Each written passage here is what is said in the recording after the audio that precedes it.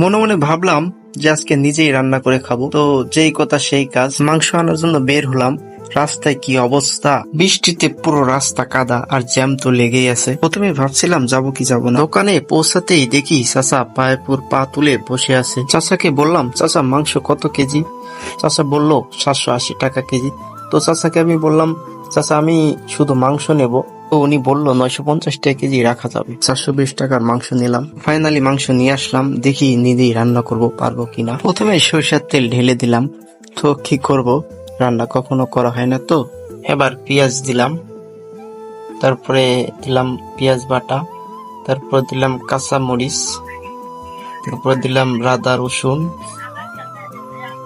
এবার দিলাম সজের গুঁড়া, এবার হলুদ দিলাম পরিমাণ মতো, তারপরে প্যাকেট থেকে আনা রাঁধুনি গুঁড়া মশলা, সয়াবিন তেল আবার দিলাম একটু, তারপরে লবণ দিলাম যতটুকু পরিমাণ মনে হলো দিলাম। এবার মাংসটা ভালো মতো মিক্সড করে নিলাম। তারপরে এখন চুলায় বসাবো।